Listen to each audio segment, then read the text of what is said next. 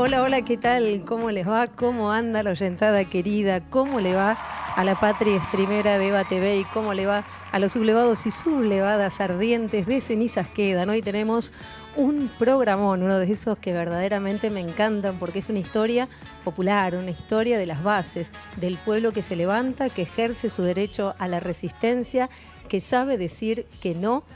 Pero no les voy a decir mucho más porque antes voy a presentar, hablando de ardientes y sublevados, a mi compañero de todos los días, Roberto Caballero. ¿Cómo le va?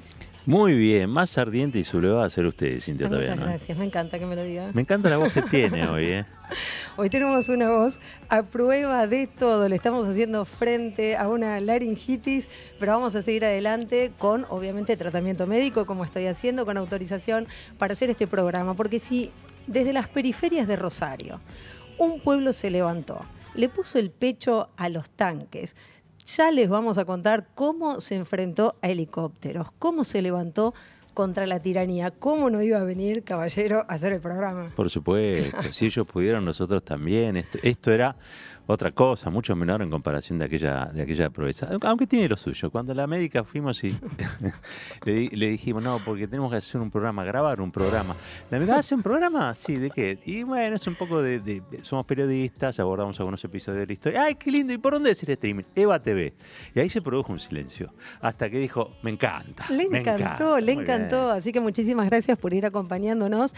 Muchísimas gracias por todos los mensajes que nos dejan. Este programa, en serio, no se lo pierdan. Es un programón, una de esas historias olvidadas, tergiversadas o directamente silenciadas y que quedó con un símbolo que en realidad fue hecho con delantales blancos, una bandera que se levantó y dijo: los yanquis, los rusos, las potencias reconocen a la libertadora Villa Manuelita. No. No me spoilee más. Escúchame una cosa, hablando de silencio y silenciamiento, no me silencia los ganadores o ganadora, no sé, en este caso, del premio de la semana pasada. Por supuesto, ¿no? Claro, vamos a decir quién ganó. La ganadora es... Muy lindos mensajes, muy lindos mensajes. Epa. No, pero digo, hay que decirlo. Muy lindos mensajes, todos contribuyendo, todos sustanciales, pero aparte se está dando en el chat algo que nosotros promovemos y tiene que ver con añadir información, corregir a los conductores. No hay problema con eso, háganlos, pongan la información que falta. Esto es la construcción colectiva de la memoria. Entonces, no hay ningún problema. Al contrario, nos pone muy, pero muy felices cuando encontramos algo ahí que no habíamos visto ni en los libros ni en los documentales. Y que la verdad leemos juntos, que los compartimos y que les vamos a decir entonces directamente quién ganó esa taza divina de Evita. El mensaje dice: soy Ruli. Mi nombre es Silvia Sicone, DNI 404. Todo lo relacionado con Evita me emociona. Y eso le pasó a muchas otras personas y por eso queremos, además de decirte, Silvia, que muchísimas gracias por ese mensaje. La taza es toda tuya y hoy tengo algo aquí, caballero, también, ¿eh? Tengo un regalito que voy a develar en un rato nada más. Pero nos encantaría poder compartir algunos mensajes más con esa construcción entonces de la memoria colectiva y de la historia contada también desde el pueblo, que es lo que nos interesa. A ver, por ejemplo, Patricia dice: mi madre trabajó en la Fundación Eva Perón, en el comedor para obreros y empleados de Avenida de Mayo. Empezó en el comedor y luego pasó a la administración. Contaba con orgullo que 2 veces fue elegida para llevar el té a Evita. Hermoso todo lo que contó. Se cayó por la escalera cuando bajó corriendo y gritando que estaban bombardeando la plaza. Por suerte, solo tuvo como consecuencia una hernia de disco y lo que vino fue mucho peor, como sabemos. Mirta, Micherini es el apellido, dice: mi mamá en noviembre debería cumplir 95 años. En sus 20 trabajó en la Fundación Eva Perón. Era modista y trabajaba en los talleres que elaboran la ropa para trabajadores del Estado. Era más que peronista. Amaba a Evita. Yo, por cumplir 70 veces, siento que nací tarde, hubiera querido conocerla. Heredé el profundo amor por Eva, Evita. Sus discursos llenan mis ojos de lágrimas. Besos. En este caso firman como Adriana de Adrogué. Y qué hermoso, seguimos compartiendo y leyendo. Hoy también vayan poniéndonos mensajes en el chat para que no solo se lleven el regalo que tenemos, sino ir completando la historia. Fíjense que, por ejemplo, aquí María Carla dice, mi abuela me contaba de la Fundación Evita y todo lo que distribuía a las personas, por ejemplo, su máquina de coser. Me emociona mucho recordar. Miguel Ángel Castro dice, una tía abuela estaba internada en un psiquiátrico y no estaba en buenas condiciones el psiquiátrico, ¿no? Mi abuelo le escribió a Evita y cuando volvió a ver a su hermana, se enteró que Evita había caído por sorpresa, había arrancado los cortinados, levantó en peso la dirección y cambió todo, comida, ropa, todo. Tengo el de Norma Casas, dice, mi padre fue custodio de Evita y fue testigo del esfuerzo cotidiano de Eva atendiendo gente. Y un día le preguntó Evita a mi padre, que era morocho, ¿vos, negrito, tenés hijos? Sí, señora, tengo 3. ¿Y vivienda? Le dijo Evita, no, alquilo. Bueno, podés moverte un chalet. Y bueno, ese mensaje sigue porque dice, me crié ahí en Ciudad de Evita, inauguramos la Escuela Normal Nacional, hermosa con todas sus comodidades, al igual que la casa que pagamos en 30 años, con gas, luz, cloacas, techos, pisos de parquet y mesada de acero inoxidable. Fuimos muy felices. Gracias, Perón. Gracias, Evita Eterna. Y yo me quedé pensando, Roberto, con la historia que contaste, tuya, personal, familiar, que si no le hubieran dado esa casa también a pagar, como la que nos está contando quien nos acompaña, tu viejo finalmente no hubiera conocido a tu vieja, que era de ese barrio. Y yo no estaría acá. Y no estaría directamente. Y no te hubiera conocido a vos. Y este programa no existiría, ¿no? Lo que son las vueltas de la vida. Lo que es construir una historia a partir del peronismo. Sí, exactamente. Bueno, ¿le leo el último? Sí, por favor. Laura dice, buenas noches, mis periodistas favoritos, hermoso el programa. Mi mamá me contó que fue a la Casa Rosada en micro, conoció a Perón, le tocó la mano y le regaló un colchón. También dicen, hermoso el peronismo, vamos, buenas noches, Cintia, Roberto. Les encanta. Esto me gusta mucho, lo que voy a leer de Verónica, porque dice, qué lindo nuevo programa, ya compartí el link para que más puedan verlo. Bueno, nos encanta cuando nos dicen que esta es una costumbre dominguera, que lo comparten con la familia, que invitan a sus nietos, a sus amigos, a sus amigas.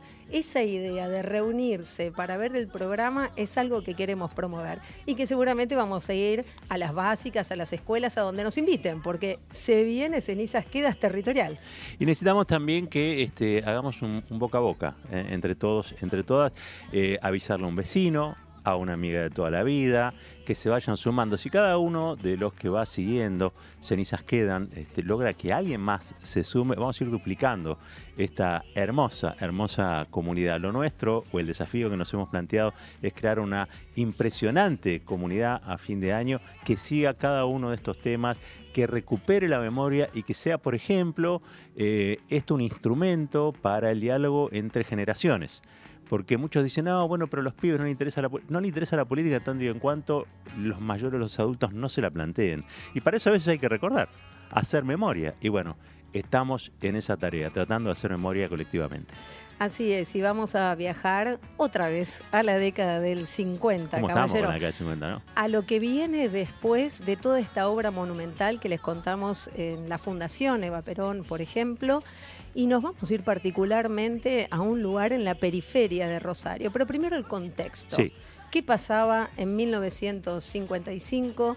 ¿Qué pasaba en junio, en septiembre? Bueno, pasaba nada más y nada menos que un golpe de Estado que se inicia como foco de la conspiración en Córdoba.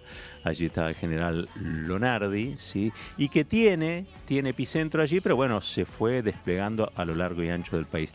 Hubo mucha resistencia, no es que se sumó el ejército plenamente, ni mucho menos. Hubo bastante resistencia, pero también es cierto que eso fue sofocándose con el correr del tiempo, en virtud de que participa o se suma la Marina de Guerra y amenaza con bombardear nuevamente la Plaza de Mayo y nuevamente Mar del Plata, allí donde estaba el polo petrolero de Mar del Plata.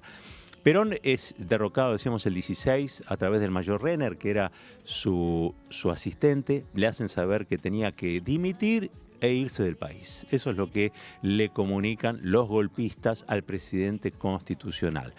¿Había o no alguna alternativa a eso? Bueno, Perón confía en que el pueblo podía generarla. Lo cierto es que primero que nada consigue algún tipo de refugio. La hospitalidad de la embajada paraguaya fue fundamental. Allí estaba el embajador se llamaba César Chávez, que lo lleva a su casona en Belgrano R y le da refugio. Los golpistas no sabían exactamente dónde estaba Perón. Lo sabían algunos que sabían guardar secretos. Por ejemplo, un cura, el cura Hernán Benítez, que había sido confesor de Perón. Ahí hay una historia increíble que la tomamos de este libro que ya estamos recomendando, de Sichero, este libro de Marta Sichero, Cartas Peligrosas, la apasionada discusión entre Juan Domingo Perón y el padre Hernán Benítez sobre la violencia política. Es realmente un libro extraordinario, un trabajo de investigación en el que cuenta justamente Benítez que el 20 de septiembre en un Cadillac amarillo, ¿ustedes se imaginan un Cadillac amarillo en Saavedra donde estaba la iglesia de Benítez? Él en una casa muy humilde, contigua a esa iglesia, y llega en ese Cadillac amarillo, lujoso, ostentoso. A todo trapo. Pedro Ara. Pedro Ara, que había sido quien había hecho prácticas de embalsamiento con el cuerpo de Evita. Llega desesperado Pedro Ara, le abre Benítez y le dice que hay que recuperar el cuerpo de Evita porque va a quedar a merced de lo peor. Y entonces Benítez le dice, bueno, vamos a decírselo a Juan Domingo Perón. Y Ara le explica que Perón no lo atendía, que él lo había intentado muchas veces. Imaginemos esa Argentina. Perón quería dimitir, se quería ir. ¿Quería refugiarse en otro país o estaba esperando realmente una sublevación popular? ¿Hubo sublevación popular? ¿Hubo gente que estuvo dispuesta a dar la vida para que Perón recupere? Se movilizaron hacia el puerto. Encima circulaba un rumor que decía que Perón iba a dar un mensaje a la nación, con lo cual se podían frustrar todos los planes golpistas. Hasta ese momento no había hablado. Con ametralladoras rodearon el navío y toman la decisión el embajador, el capitán del navío, de zarpar. Perón recibió honores como si fuera un general paraguayo, entre otras cosas. ¿Por qué? Porque cuando era presidente le devolvió al Paraguay cosas que habían sustraído la Argentina durante la guerra de la Triple Alianza o guerra de la Triple Infamia, y eso había sido de algún modo premiado por el gobierno paraguayo con el grado de general del ejército guaraní.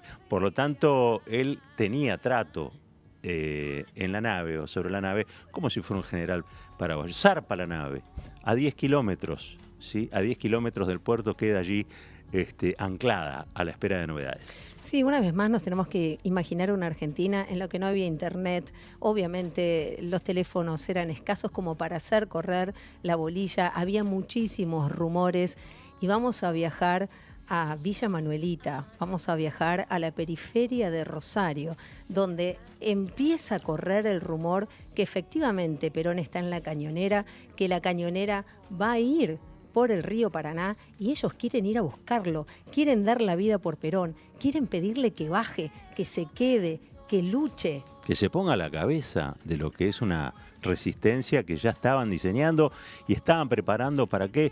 Para retornar a la democracia y al gobierno constitucional. Bueno, pero antes vamos a reconocer cómo era entonces esa Rosario, porque ya en la década del 50 Rosario empieza a ser más bien una urbe industrial. El 62% de las industrias son pujantes, empieza incluso el 25% de los materiales y las partes de los autos que se construían en Córdoba a hacerse ahí en Santa Fe, y hay registro de que en el año 53 ya era la mitad de ese material que se estaba haciendo en Santa Fe. Para toda la industria aeronáutica también y para la industria que ese estado pujante, esa Argentina que se estaba poniendo en marcha, necesitaba para hacer el tractor Pampa, para hacer el rastrojero. Ya vamos a hablar en otros programas de esto también, pero lo que nos importa marcar hoy es que Rosario empieza a ser diferente, empieza a surgir un nuevo sujeto, un obrero, un ferroviario, un industrial, que además de verse atraído porque hay trabajo, hay también viviendas, hay posibilidades de educarse, se empiezan a constituir muchas bibliotecas populares, incluso se llega a fundar la Universidad Tecnológica Regional de Rosario. Y claro, frente al golpe, no quieren perder esos derechos. Le preguntamos a Roberto Baschetti, sociólogo, historiador, ¿Cómo era esa Rosario de entonces? ¿Cómo era el contexto en el que se da esta historia, en el que Villa Manuelita dice no? Rosario es un lugar muy particular dentro de la geografía argentina. No por nada es reconocido durante mucho tiempo como la capital del peronismo, porque precisamente ahí se genera una clase obrera industrial fuerte y que se va imponiendo de alguna manera con sindicatos también muy fuertes. Y saben, son conscientes de que si no enfrentan a esa gente que quiere tomar el poder por la fuerza, todo se irá perdiendo de a poco. Y como realmente así fue. Ahí es donde Villa Manuelita, que es una barriada dentro de ese Rosario, proletarizado, obrero, comienzan una lucha heroica, desigual, contra esta gente que arrasa y que no tiene ningún problema en tirar con armas de guerra para, de alguna manera, que el pueblo no gane en su resistencia a estos bárbaros que vienen a hacer un gobierno monárquico, feudal, y no estoy exagerando para nada porque la idea era retrotraer a la Argentina, digamos, al periodo político-social inmediatamente anterior a que fue obviamente el de la década infame. Bueno, en ese contexto, Villa Manuelita es la que presenta batalla. Y presenta batalla a Villa Manuelita, ¿por qué? Porque el peronismo los había sacado de las condiciones de semi-esclavitud de la economía agrícola que tenía la provincia. La industria había dado mejores salarios y, como bien decía Cintia hace un ratito nomás, había dado también la posibilidad de ascender socialmente e incluso de llegar a la Universidad Obrera. Imagínense lo felices que eran esas familias. Y porque habían sido felices con Perón, estaban dispuestos a dar la vida por Perón. Dar la vida por Perón, no tenían dudas. Empezó ese rumor, como les contaba, de que la cañonera podía pasar ahí, cerquita de Villa Manuelita. ¿Y qué hicieron? Nos lo cuenta un militante que ya falleció, pero que dejó su testimonio, Alfredo Perossi. Es realmente para ir, buscarlo y abrazarlo al compañero, así que presten atención a ver cómo cuenta esos momentos, cómo lo vivieron y por qué tomaron esta decisión. Porque no se sabía lo que pasaba en Buenos Aires tampoco. Y por ahí corrió la bolilla de que iba a pasar General Perón por la costa del Paraná en las cañoneras de los paraguayas. No sentir más que eso, se sintió el grito Perón, Perón, Perón. Era una bandada de gente, chicos, criaturas, mujeres, viejos, todos para la barranca. No había distancia, no había nada, se zambullían en las lagunas, en todo lado, para llegar a la costa antes de que pasara el General Perón, porque se creía que pasaba. Y lo agarró todo Rosario, fue para ahí, todo Rosario. Y por ahí llegó a oscurecer ya, y no aparecía en las cañoneras. Entonces se juntó diarios, había muchos diarieros, entregaron los diarios, los yuyos, y se empezó a prender fuego para hacer fogarata para que el general viera que estaba el pueblo en la costa pidiéndole para que no se vaya el de la Argentina, pidiéndole que desembarque en Rosario, que el pueblo lo iba a acompañar donde quisiera con él, porque no había un peronista que no diera la vida desde entonces. Entonces lo agarró el oscurecer y no hubo más nada que hacer. Entonces empezó a subir la gente para arriba y empezó a dar vueltas por la sesión, alrededor del famoso tanque. Se dio unas cuantas vueltas, después reventaba la sesión porque ya no cabían más las calles y se enfiló para el centro. Cuando llegamos al centro, mejor dicho, llegó toda la columna, empezaron a salir los tanques y a tirar bombas de estruendo, lo que sea. Y era una desastre porque nadie sabía si lo mataban o no lo mataban. Había gente que se envolvía en la bandera argentina y decía mátenme porque estaba todo adornado de bandera. Y se armó el desparramo ahí casi toda la noche anduvo. Hasta que a la mañana se sosegó un poco. Pero al otro día, sin directiva y sin nada, a la tarde, a las 3, las 4 de la tarde, se empezó a mover gente. Y se enfiló otra vez para el centro. Pero ya lo estaban esperando los gendarmes, los militares, los escuadrones. Entonces, los comandos civiles. Los comandos civiles. Y por ahí, por la calle San Martín, ahí fue más un desastre casi, porque ya empezaron a tirar balas de endevera. Tal es así que un tal Travesaro de la calle San Martín mató a un muchacho ahí, justo ahí, que vivía acá, en la calle Riva y 25 de diciembre, que dejó 3 hijos ahí. Y se empezó y siguió Riva reculando, la gendarmería iba reculando los juegos, pero seguía avanzando. Pero eso no le interesaba que dieran balas o no dieran balas, se atropellaba y se seguían. Era el grito del general Perón, nada más, Perón y Perón. Y no había otra cosa que Perón al general. Aparte la señora, lógico. Hay algo que ocurre en ese momento. Tenemos que trasladarnos a esa situación. Perón estaba en la Cañonera y no era descabellado pensar que iba a remontar el río Paraná para llegar al Paraguay. La Cañonera tenía bandera paraguaya, ¿no? Por el otro lado, ¿qué sucedía con Perón en la Cañonera? Mientras en Villa Manuelita, en Rosario, en el barrio La Tablada y también en otras provincias había focos de resistencia popular. ¿Qué sucedía con Perón? Perón no sabía, no estaba al corriente, no estaba al tanto. Es más, fueron más de 10 días lo que estuvo en la Cañonera, ¿eh? Y muchas veces reflexionó y le hizo saber a quienes lo acompañaban que estaba un poco deprimido porque no veía la sublevación popular que él había imaginado.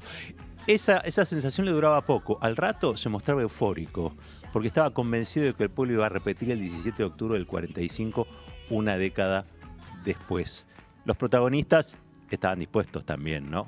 Pero ¿qué pasó?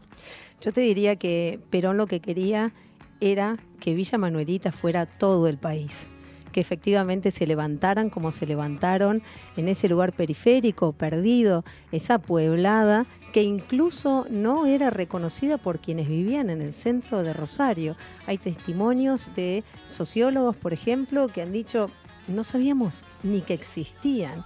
Un pueblo invisibilizado, que en ese momento dice: acá estamos, damos la vida por Perón, una verdadera marea humana.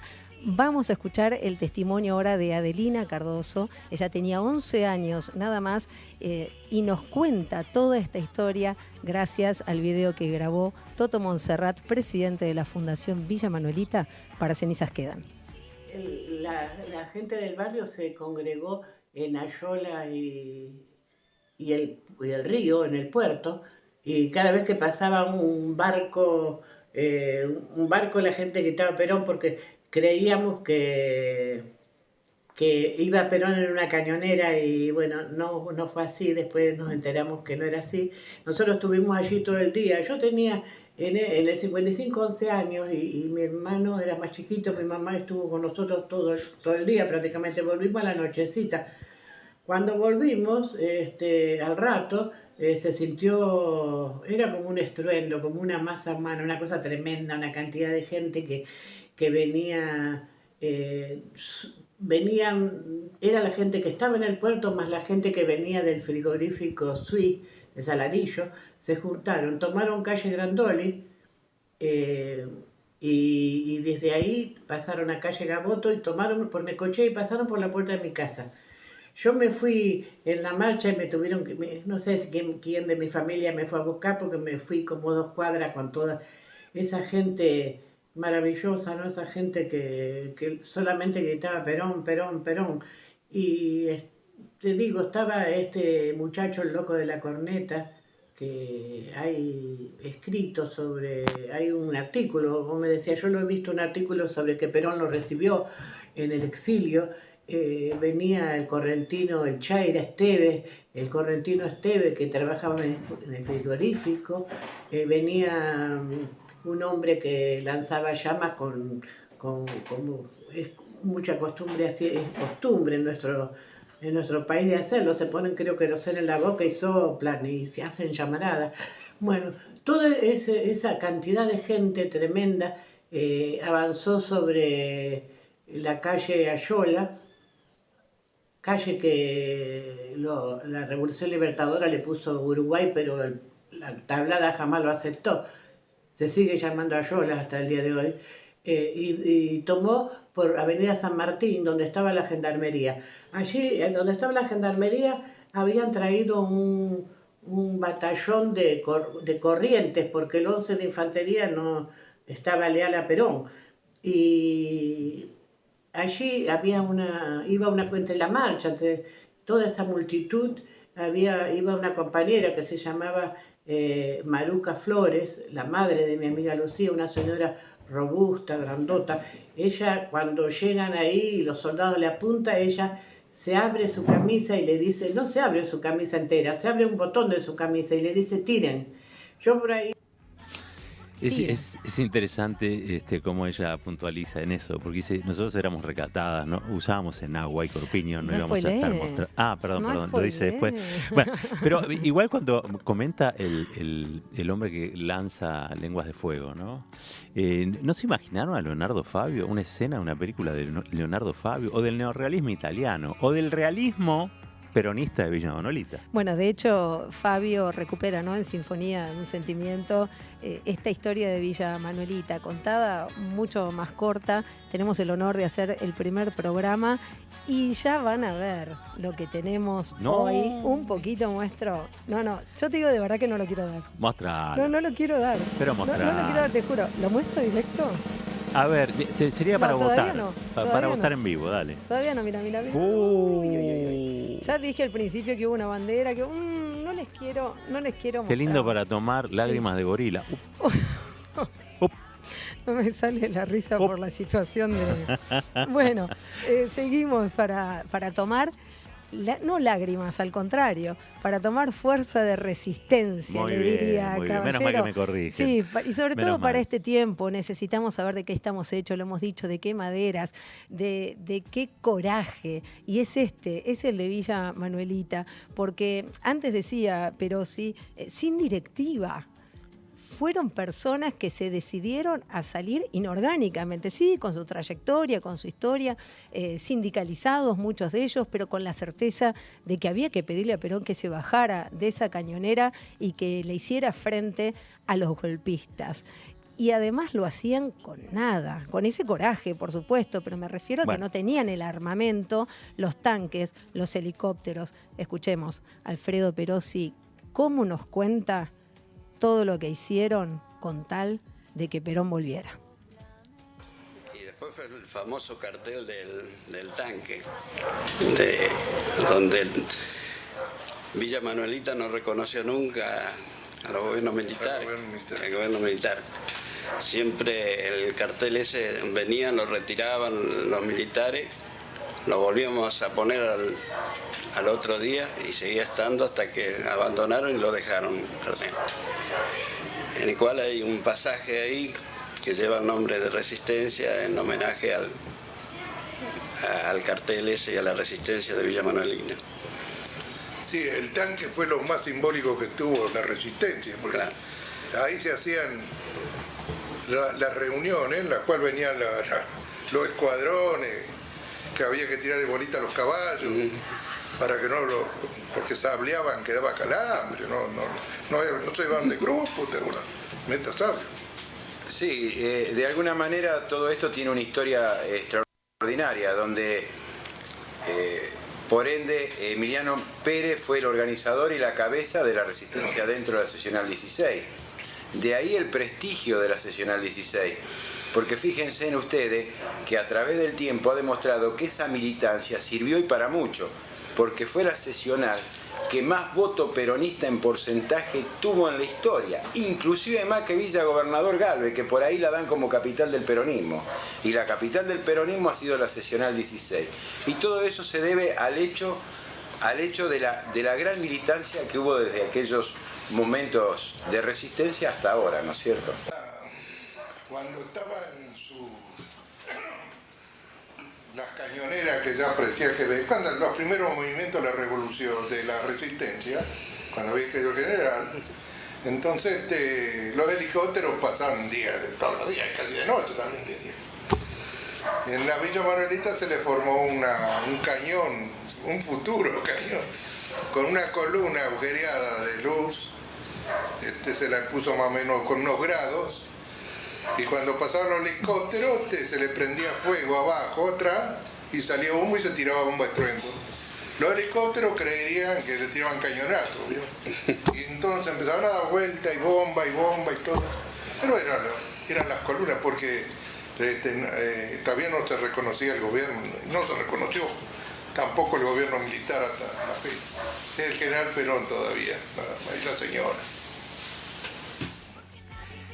Ubiquémonos en tiempo y espacio. Esto ocurría alrededor del 20 de septiembre, 22, 23, más o menos esas son las fechas que describen los protagonistas. El golpe todavía no estaba consolidado, esta es la realidad, no estaba consolidado. Estaba Lonardi a la cabeza de la asonada, no lograban detener a Perón, no lograban que dimitiera tampoco. Era como un momento en pausa. Pero no en pausa porque no se moviera nada. De hecho, había manifestación y una sublevación popular en varios lugares, pero en Villa Manuelita en particular. Ocurre sí que no iba a durar mucho tiempo Lonardi tampoco, una vez que se consolidara. Pero esa es otra historia. Esa es otra historia. Seguimos ahí en Villa Manuelita, viste que contaban lo del tanque, porque el tanque era el lugar en el emblemático. Claro, que rápidamente se podían reunir. Che, vamos ahí, donde vamos está. Al tanque. Claro, donde está el tanque. Y ahí fue donde efectivamente hicieron esta bandera, donde ya muestro, caballero, lo que tenemos muéstrelo para hoy, porque es una taza espectacular que dice justamente, miren, los yanquis, los rusos, las potencias reconocen a la libertadora. Villa Manuelita no. Esta es la taza con la que Caballero quiere tomar todos los días cualquier cosa, me imagino, Caballero. No, pero no, usted me dijo que para había dar que fuerzas tomar de resistencia. Claro. Sí, la voy a poner acá. El brebaje de la resistencia. Me parece bien. Mira, ahí estábamos viendo justamente esa pintada. Bueno, la historia que nosotros recuperamos y la memoria es que las mujeres fueron a buscar delantales para hacer espontáneamente una bandera en realidad y que la colgaron. De hecho, en los distintos homenajes que se fueron haciendo con el tiempo allí en Villa Manuelita, se recreó esa bandera, ya la vamos a ver un ratito nada más, pero esta es como la foto más emblemática que hay. Bandera que molestaba mucho a los militares, ¿no? Bueno, y que justamente ahí venía ese tire, ahí está, mirá qué hermosa la bandera que hicieron tiempo después. Estamos contando una historia que ya tiene 70 años, pero que tiene una vigencia extraordinaria, porque se da en la Argentina algo realmente inédito. Estamos contando una historia de Perón, de la proscripción, de Perón que había estado preso antes, de Perón que intentaron asesinar, y estamos viviendo en la Argentina un tiempo donde la mayor lideresa política de nuestro país está detenida, la quisieron asesinar y estamos en un escenario de proscripción. Entonces esta historia adquiere otro valor, necesita ser resignificada y necesitamos que ustedes la conozcan. Vamos a ver que esta resistencia, como les dijimos, ponían el pecho a las balas, y esto es literal. Me gustaría que escucháramos a José Mármol. Él hoy tiene 89 años y casi efectivamente da la vida por Perón. Acá lo dieron por muerto, José. El circuito este de acá era un aserradero que en la resistencia peronista a partir del 60 empezaban a hacer reuniones secretas acá. A la mañana lo habíamos concentrado por lo menos 500 personas y alrededor de las 12 viene el camión de los muchachos de 11 Infantería que dice: muchachos, váyanse, negro, váyanse porque vienen con orden de matar. Vienen los de Monte Casero, vienen con orden de matar. Los de Monte Casero realmente tirando de norte a sur. Yo pongo una escalera acá y entre estandarte de Perón y Evita, y ahí me envuelvo con la bandera argentina. Me dan un balazo acá arriba y acá abajo con el fusil. ¿Ves? Ahí tira boca abajo acá, me da un oficial. Llegan el camión lleno detenido de gente, de compañeros heridos, y ahí hay un grupo de coroneles y me levantan la cabeza así para ver quién es y los aligo a los. le pego un salivazo y me pegan una piña. Con esas mismas balas que me tiraban a mí, mataron a una chica de 15 años, a 300 metros de acá, 400 metros. A ver, la resistencia tuvo varias etapas. Esto sería los movimientos iniciales de esa resistencia popular al golpe, ¿no? Y creo que es la primera vez que se hace una revisión en esta instancia en la que se reivindican sucesos que estaban demasiado olvidados. No quiero decir que no haya materiales o bibliografía existente, pero me parece que quizá el contexto, como recién describías vos, le da una nueva lectura, ¿no? A todo esto. En la Argentina, las proscripciones, los golpes de Estado, el gorilismo, el antiperonismo, la crueldad, no nació hace poquito ni es de ahora, ¿no? Esto tiene una raíz y estamos yendo al foco de esa raíz, estamos yendo al origen de casi todas las cosas. Y qué importante que es recuperar esta historia y el trabajo que han hecho muchos compañeros y compañeras para que hoy podamos estar compartiendo parte de estos testimonios. Apuntes para la historia argentina de José Alberto Navarro y el grupo Paquemás. Los videos corresponden a ese documental prácticamente que tiene también una historia muy potente, porque a este fotógrafo Navarro en un momento le diagnosticaron cáncer y el médico le recomendó que hiciera alguna tarea que había dejado pendiente. Mirá. Que se dedicara a hacer aquello que por algún motivo u otro no había podido concretar. Curate pensando en vivir, más o menos. Así es, e hizo este documental. Vos sabés que llegó a presentarlo en Foetra. Sí. En la década de los 90 llegó entonces a participar de ese estreno. Hoy ya no está con nosotros, su mujer tampoco, pero queríamos homenajearlo a él y a todos los que levantan ese fuego vivo de nuestra memoria para que tengamos el coraje que necesitamos para enfrentar este presente. Sabemos que el futuro tiene historia y tiene esta historia en particular. Me gustaría que, como justamente estamos haciendo un trabajo que es una crónica hecha por periodistas, que van y dialogan con las fuentes. Bueno, a veces se han escrito algunas cosas que no sé si tienen la exactitud o por lo menos lo que quedó en la memoria de Adelina Cardoso. Que escuchemos, que tiene algo más para contarnos, que Caballero ya adelantó un poquito, pero ella quiere que quede claro algo, quiere que quede claro algo que se dijo y que no fue así. A ver. Y por ahí a mí me enoja cuando muchos dicen que las mujeres de ese tiempo, esas mujeres le mostraron las tetas de los soldados, y no es cierto, porque esas mujeres en esa época hacía muy poco que habían iniciado su trabajo político, su movida política, habían votado por primera vez, eran mujeres recatadas, eran otros años. Las mujeres de esa época usaban corpiño, usaban enagua. Es imposible eso, pero eso que cuentan es una adaptación actual que han hecho a esta historia, ¿no? Y bueno, esa yo la conocía, era vecina mía y por eso conozco bien de lleno la historia esta. Y bueno, allí la gendarmería, donde está actualmente la gendarmería, había un batallón que habían traído de Corrientes, porque el regimiento 11 de Infantería seguía leal al general Perón. Y entonces esa gente siguió avanzando por calle San Martín hacia el centro. Yo recuerdo que muchos compañeros que después eran un poquito más grandes que yo y que ellos fueron y sacaron las banderas que habían puesto en las casas de la calle en ese entonces, que se llamaba Eva Perón, actualmente se llama Córdoba, y habían embanderado como un apoyo a la revolución esa fusiladora que ellos denominaban libertadora. Y bueno, y los compañeros fueron los muchachos de esa época, sacaron las banderas y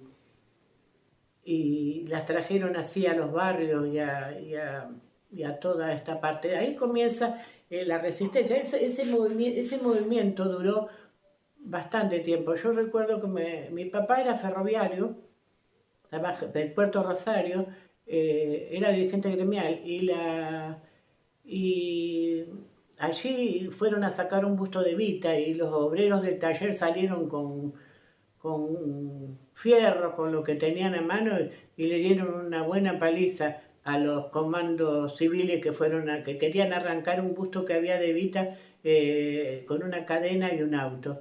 Mi papá, recuerdo que los obreros del puerto, del ferrocarril del Puerto Rosario, el Belgrano era, no fueron a trabajar. No trabajó nadie en Rosario. La lucha siguió varios días, y yo recuerdo que mi padre y el administrador general del puerto, el ingeniero Médici, mi papá se llamaba José Arcadio Cardoso, era dirigente gremial, era secretario general de la ejecutiva de la Unión Ferroviaria, y junto con el ingeniero Médici le arreglaron la asistencia a los obreros para que ninguno fuera cesanteado, porque al que figuraba que no se había presentado lo declaraban cesante. Hagamos un raconto, ¿no? Mientras tanto seguían esperando que la cañonera pasara por delante de Rosario para tratar de convencer a Perón que bajara y se plegara a este movimiento insurreccional en defensa de la Constitución. Las banderas en general las habían puesto comerciantes en sus locales, celebrando el golpe antiperonista. Esta es una realidad. Los comandos civiles que se describen allí eran precisamente civiles, muchos de ellos antiperonistas, que provenían de ciertas universidades, que conspiraban contra el peronismo desde las casas de estudio. En Córdoba, por ejemplo, los comandos civiles recibían armas de la Casa Radical. No estoy diciendo que todos los radicales fueran golpistas, una gran mayoría en ese tiempo sí participaban de este tipo de acciones, insisto, contra el gobierno constitucional, porque la República a veces se defiende con la boca, pero se niega con otros hechos, ¿no? Y eso me parece digno de destacar. Y en relación a ese no, creo que en un momento vamos a tener a una invitada que va a decir algo, pero a mí me parece fundamental destacar lo que se consigue con el no. Me parece fundamental destacar el no al avasallamiento, ¿no?, que se daba sobre los derechos y cómo la gente se plantó. De hecho, Lonardi, que iba a durar un tiempito muy breve como dictador, en realidad es uno de los que interviene en la política diciendo: yo no vengo a hacer antiperonismo, ¿no? ¿Y por qué? Y porque ve la reacción, esencialmente, ¿no? Porque venía del nacionalismo católico y ve la reacción popular. Por lo tanto, ese no le modificó su forma de ver la realidad política. Bueno, eso le va a granjear desde ya una decepción grande con sus cómplices en la zonada.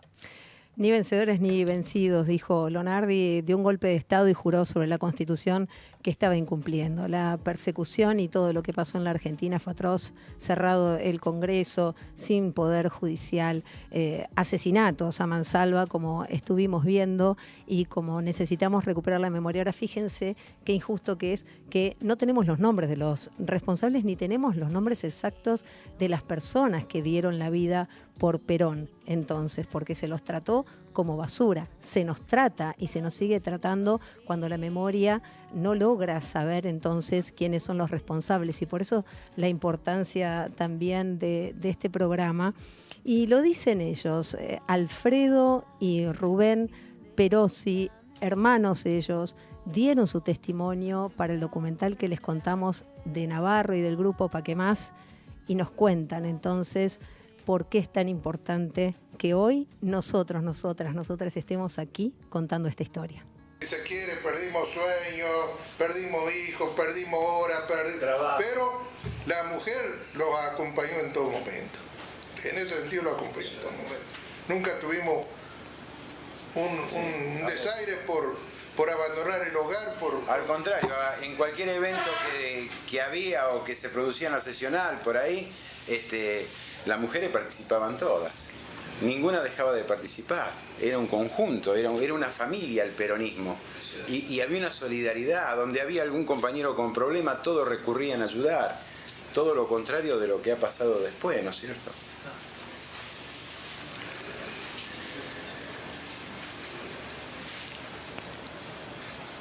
Yo, ¿está? Bueno, yo lo que quisiera en esto, siendo de otra generación, darle un reconocimiento acá a los compañeros, a ustedes, que están de alguna manera haciendo un trabajo que para mi punto de vista es verdaderamente extraordinario.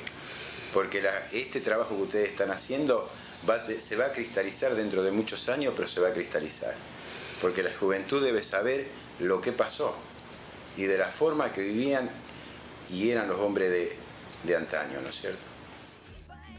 Qué hermoso lo que dijo. Es para ustedes, es para la juventud, también es para todas las personas que quieran escucharla, que quieran difundirla, toda esta pueblada que hubo, esta epopeya verdadera, dar la vida por Perón. Finalmente la cañonera no solo nunca pasó, sino que Perón dejó esa cañonera cuando Stroessner accedió a que un hidroavión, el PBY Catalina, pasara a buscarlo por esa cañonera y finalmente llegara en ese hidroavión al Paraguay. Pero qué relevante que podamos en este momento, si nos permiten decir algunos de los nombres de esos hombres y de esas mujeres que estuvieron dispuestos a dar la vida. Carlos Armanino, Emiliano Pérez, que fue nombrado, Miguel Arnay, Ángel Estepa, Gerardo Cabrera, Leonor Tomé, Solano Becerra, Marcelino Martínez, Felipe Capa, Ibe Jarano, Roberto Ludueña, Mario Moreno, Ponciano Alarcón, José Octavio Cardoso y Emilio Tolosa. También hubo muchas mujeres. Hay que darles un reconocimiento ahí, Toto Monserrat, porque vi que le dieron un reconocimiento a los varones, pero me parece que a las mujeres, incluso post-mortem, hay que darle algún tipo de reconocimiento a los familiares. Allí estuvieron Carmen Ludueña de Saquiel, Maruca Flores, que la nombraron, Emilia Laschera de Ulibarri, Blanca Tolosa, Rafaela Riva, Norita Fandi, Chamorra, Berta Temporelli, seguramente hay muchas más, así que escríbanos, cuéntenos todo lo que recuerden de esa época, y si en otros lugares de la Argentina hubo sublevaciones, hubo rebeldías, hubo defensa de la democracia, porque eso era lo que estaban haciendo. Dar la vida por Perón era defender también la democracia. Y decías, Roberto, la importancia de decir no, el no nos constituye. Por eso queríamos analizar también desde otras perspectivas esto que ocurrió en Villa Manuelita. Y consultamos a Julieta Calmels. Ella es psicóloga especializada en salud mental y nos decía esto acerca del no. ¿Por qué es tan importante saber decir que no? El ser humano es un ser humano que se constituye psíquicamente y en su vida social a través de las relaciones humanas desde la llegada al mundo. En esas relaciones va encontrando también los límites de lo que es posible, y para eso la voz de los adultos, de quienes cuidan, de quienes crían, de quienes aparecen en un mundo de relaciones, la voz de los adultos diciendo no es lo que configura un límite necesario. Siempre los límites son necesarios porque también habilitan y señalan lo que sí está permitido. Lo que sí está permitido. Sin un no, sin una negación, sin ese límite, el universo de lo posible también se vuelve difuso.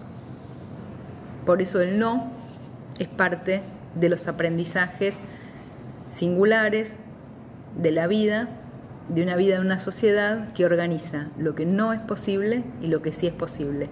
Y eso se transmite en relaciones humanas tempranas, primarias, en las casas, en los colegios, en las plazas, en la calle.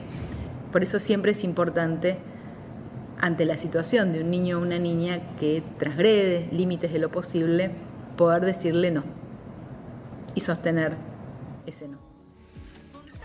Es difícil a veces sostener ese no, sobre todo cuando lo pensamos en términos familiares o individuales. Pero ¿qué pasa cuando decimos un no de manera colectiva? ¿Cuándo es necesario colectivamente plantear una negativa rotunda frente a algo que vemos?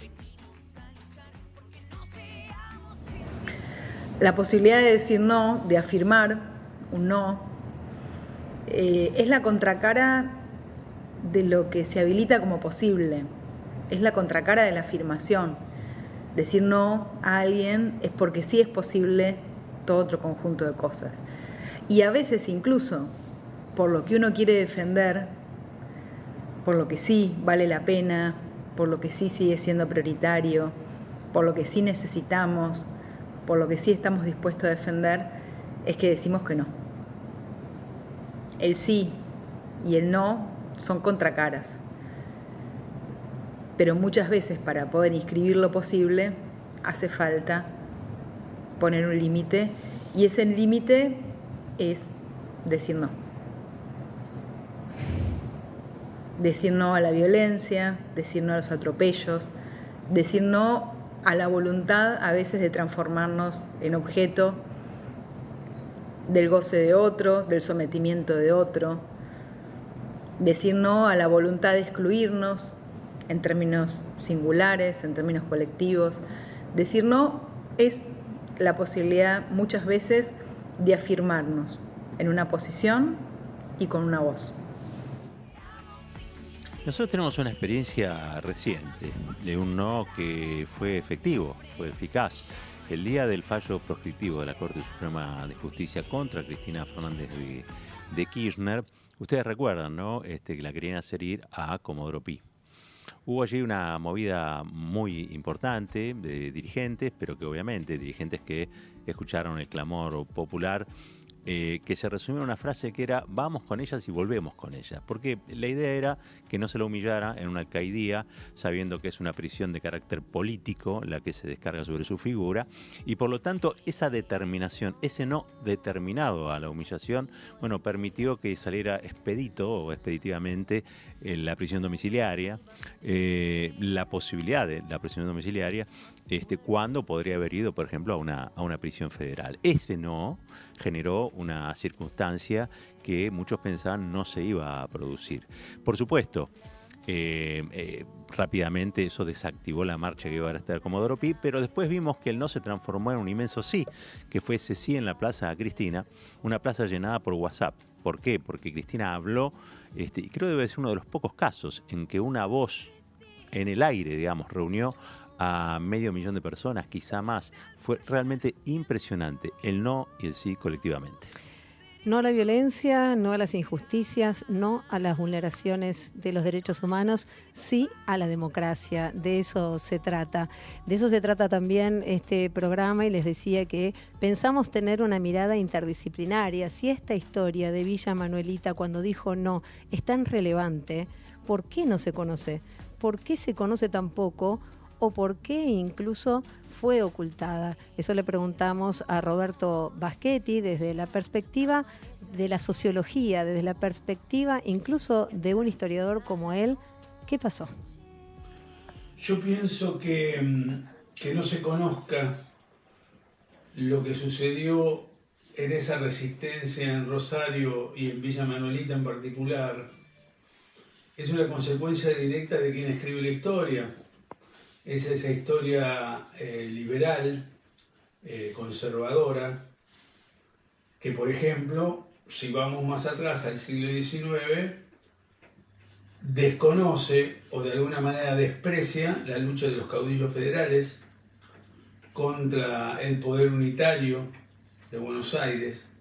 Es la misma historia que va a esconder el bombardeo de Plaza de Mayo el 16 de junio del 55, y estamos hablando, como saben, de más de 1.000 heridos y 300 muertos, y sin embargo es exactamente lo mismo que ocurre con lo de Villa Manuelita. Si alguien le dice a una persona que bombardearon la ciudad de Buenos Aires y mataron gente, y además tropas de ese mismo país, nadie lo va a poder creer, o muy poco lo van a poder creer. Bueno, de la misma manera sucede con esto.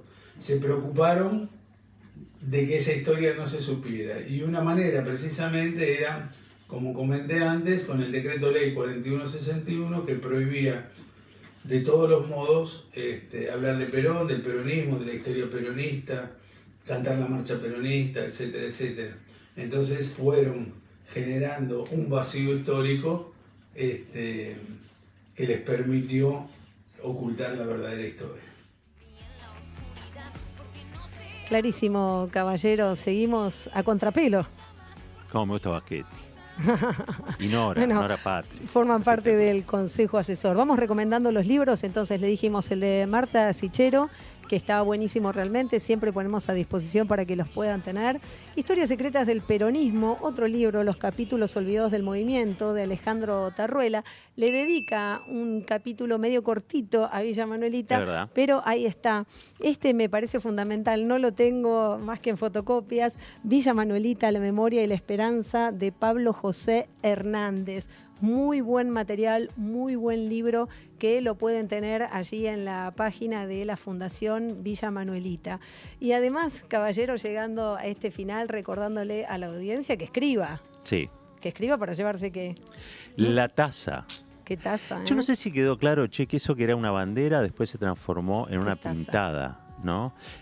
Probablemente la fotografía es no solo la bandera, sino sobre una pintada que se hizo posteriormente con el mismo lema. Pero lo cierto es que el lema fue este y fue muy potente, muy fuerte. Hasta el día de hoy lo estamos comentando, imagínate, ¿no? Imagínate cuánta memoria tenemos que tener, cuánto panteón estamos rescatando. Yo te digo, todo el pueblo de Villa Manuelita lo ponemos en ese panteón, no hay ninguna duda. Y recordar también a Leopoldo Marechal, caballero. Esta semana se cumplió un aniversario, ¿no? Exactamente, 55 años de su muerte, poeta, dramaturgo, el poeta depuesto. Un escritor que Megafono, La Guerra, El banquete de Severo Arcángelo. Buenos Aires.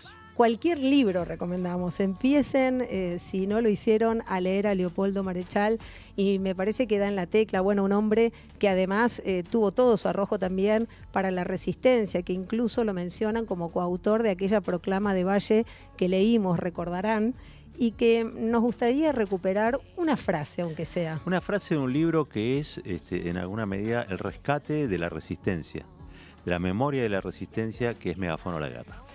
Yo, en tu lugar, buscaría en el pueblo la vieja sustancia de héroe. Muchacho, el pueblo recoge todas las botellas que se tiran al agua con mensaje de naufragio. El pueblo es una memoria colectiva que recuerda todo lo que parece muerto en el olvido. Hay que buscar esas botellas y refrescar esa memoria. Creo que hoy agarramos una de esas botellas que vinieron desde la historia. Creo que hoy contribuimos a refrescar un poquito la memoria. Y esto lo hicimos gracias a un equipazo que tenemos, don Caballero, que vamos a proceder a nombrar, si a usted le parece. Un consejo asesor también excelente. Se van a aplaudir hoy porque viste que cada tanto se tiran ahí los aplausos cuando damos el equipo y cuando contamos el equipo asesor que tenemos también. A ver, en la dirección, Bruno Capaccioli. No, están tirando cohetes. Cohetes tiran. Muy bien, compañeros, estamos celebrando el coraje resistente que tenemos. Sonido y asistencia de dirección, Sabino Wald. Coordinación General de Producción, Pascual Caliquio. Y en la producción, Emilia Raciati. Te recorriste toda la cancha, mi capo total. Y siempre con la dirección del querido Esteban Cuevana. Estamos felices de estar acá en EVA TV. La verdad que lo estamos disfrutando un montón. Ojalá que ustedes también lo estén disfrutando con nosotros y con nosotras. Y para terminar, vamos a hacer un homenaje con las fotos, con las imágenes de Villa Manuelita, desde aquel tiempo, desde esa década del 50 hasta nuestros días, y con un tema de música. Sí, un tema de las manos de Felipe, que está dedicado a Villa Manuelita, porque dijo no, precisamente. Che, y una cosa más. Perón, ustedes recuerdan, bueno, finalmente pudo llegar al Paraguay y ahí comienza un largo exilio, una proscripción que duró muchísimos años, y empieza también las distintas fases y etapas de la resistencia sobre la que vamos y venimos, porque nos parece que hay elementos allí para nutrirnos y entender lo que nos está pasando hoy, porque el futuro tiene historia, ¿no? Villa Manuelita no, es el tema de las manos de Filippi con el que nos vamos a ir, mientras yo me voy a tomar un tecito con los yanquis, los rusos, las potencias, reconocen a la Libertadora, pero ¿sabes qué? Villa Manuelita, no. ¿Nos vamos a volver a encontrar, caballero? Pero por supuesto que sí. Pero, qué placer el mío. Tengo que tomar yo también. ¿Sabes por qué nos vamos a volver a encontrar? ¿Por qué nos vamos a volver a encontrar? Porque cenizas quedan. Hay muchas más crónicas ardientes de la Argentina sublevada. Se escuchan más disparos al interior. Pero si arreglas, está todo bien. Podés tranquilo. encontraste en el mercado, siempre marginal, siempre marginado. Mucha camarilla, mucho superior, cada vez más difícil. Se pone tenido al más poronga, le llega sin condón. Sin ofrendarle a gente que el condón le quedó el marrón. Entonces, ¿qué? Entonces, ¿qué? Entonces, ¿qué?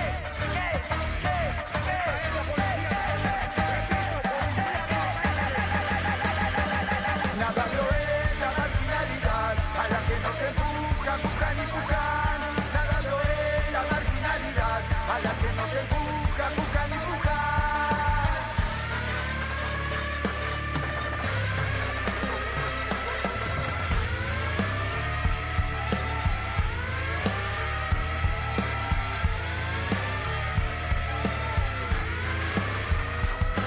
Las chicas son florcitas, la mayoría bonitas, algunas pobrecitas, están marchitas, le falta agüita.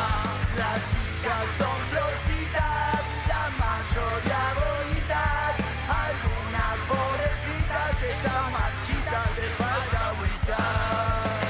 Su vida bajo el yugo machista de este sistema, entonces la que no corre vuela. Sí, no vuela, esa vuela a los tres.